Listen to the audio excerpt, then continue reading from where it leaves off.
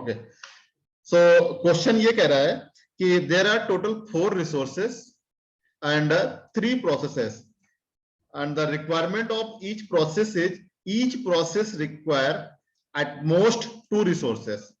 Now we have to prove that our system is deadlock free. 4 resources हैं, 3 process हैं, हर process की requirement 2 की है और हमें प्रूव करना है कि सिस्टम मेरा डेडलॉक फ्री होगा। देखो इस क्वेश्चन को हम 2 तरीके से सॉल्व कर सकते हैं। एक तो हम बैंकर्स एल्गोरिथम से भी कर सकते हैं और दूसरा हम रिसोर्स एलोकेशन ग्राफ से भी कर सकते हैं। मैं दोनों से बताता हूं कैसे किया जाता है।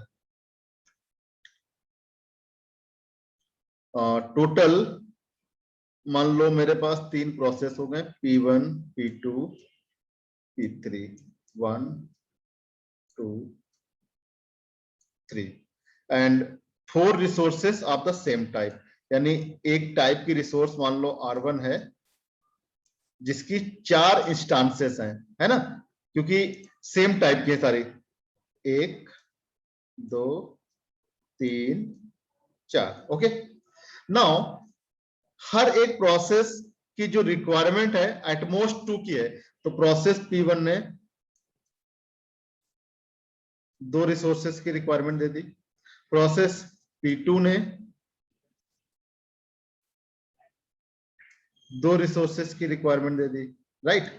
प्रोसेस P3 क्या करेगा, वो भी क्या करेगा, 2 रिसोर्सेस की रिक्वायरमेंट देगा।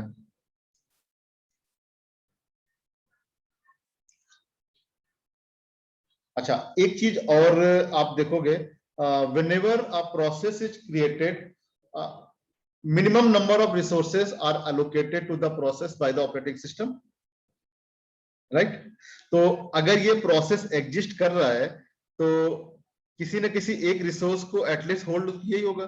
तो मान लेते हैं कि प्रोसेस P3 ने एक रिसोर्स को होल्ड कर रखा है, तो इसकी जो रिक्वेस्ट वाली एज थी ये मान लो मेरी असाइनमेंट एज बन गई। प्रोसेस P2 ने एक रिक्वेस्ट हटा दो, ये असाइनमेंट बन गई। सिमिलरली प्रोसेस P1 की एक रिक्वेस्ट हटा दो, असाइनमेंट बन गई।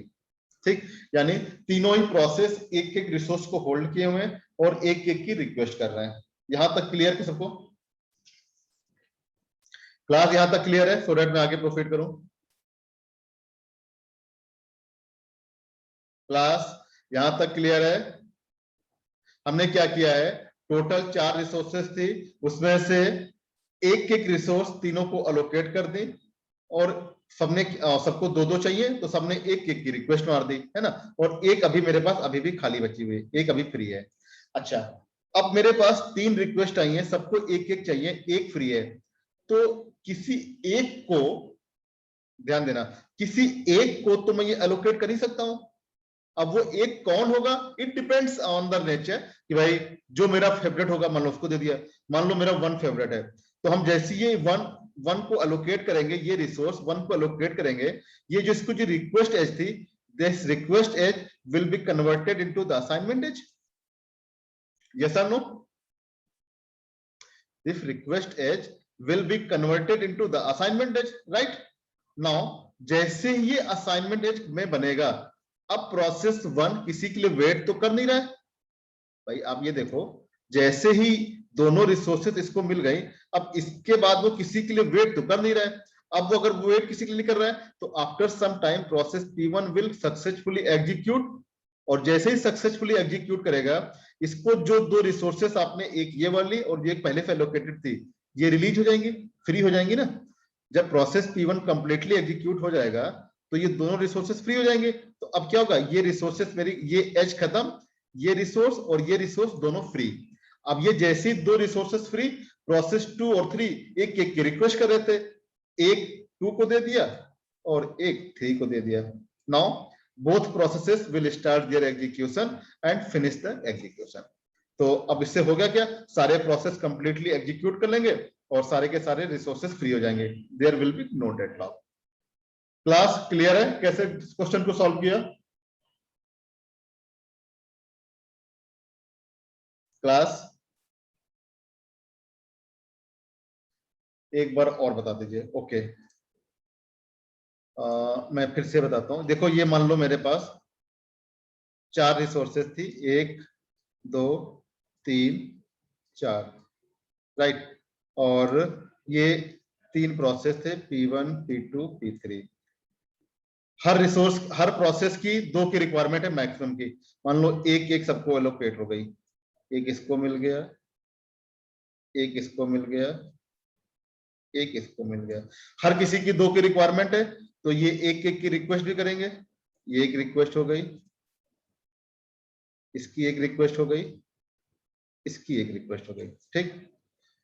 अब यहां पर मेरे पास देखो एक रिसोर्स तो फ्री है भी, और अगर एक फ्री है तो जो ये 3 रिक्वेस्ट है उनमें किसी एक रिक्वेस्ट को तो मैं सेटिस्फाई कर सकता हूं।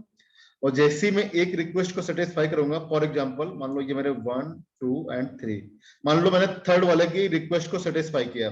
जैसे इसको सेटिस्फाई करेंगे, ये रिसोर्स इसको ग्रांट हो जाएगी, और ये जो रिक्वेस्ट है इधर की एज बनी थी, ये बन जाएगी असाइनमेंट एज, एरो इधर हो जाएगा, ठीक है।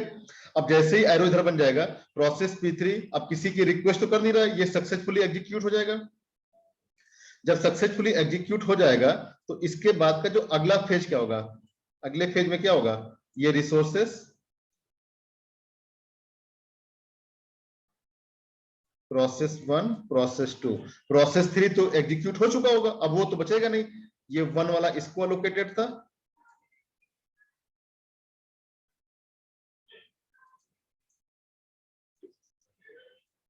2 वाला इसको अलोकेटेड था, राइट। अब देखो और इन दोनों की एक एक की रिक्वायरमेंट भी थी, ये एक एज और ये एक एज, तो इसने एक रिक्वेस्ट भी कर रखी थी, इसने भी एक रिक्वेस्ट कर रखी थी।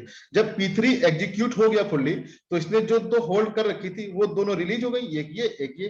अब 2 रिक्वेस्ट है, 2 रिसोर्सेस खाली है, एक इसको अलोकेट कर दो, एक इसको अलोकेट कर दो, तो इनकी जो ये रिक्वेस्ट एज थी, ये वाली जो एज थी, ये बन जाएगी assignment as, this one.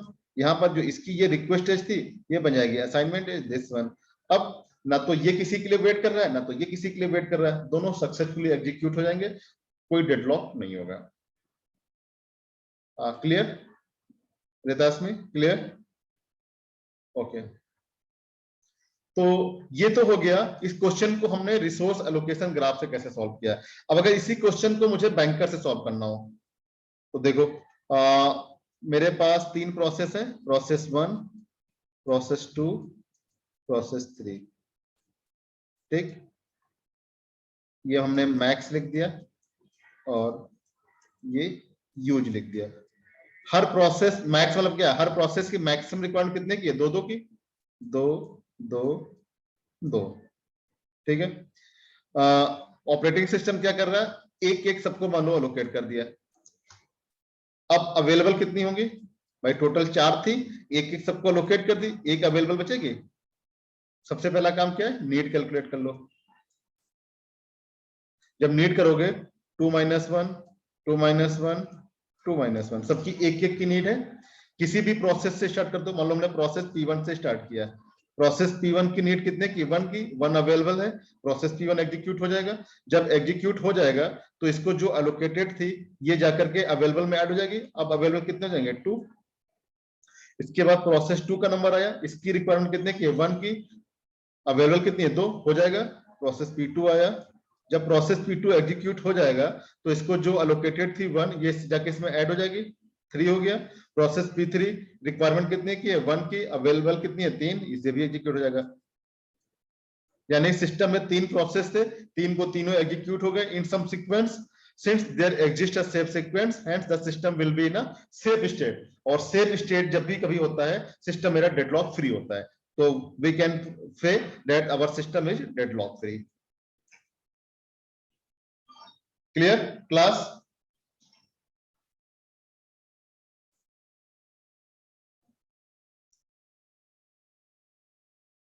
Okay, so class attendance दे दीजिए chat box में. From the next class we will discuss about the memory management. Deadlock आज खत्म हो गया है, कुछ हम लोगों ने न्यूमेरिकल भी सॉल्व कर लिए हैं उसके, तो आप लोग प्रैक्टिस करिएगा क्वेश्चन को सॉल्व करने की। अटेंडेंस दे दीजिए चैट बॉक्स में।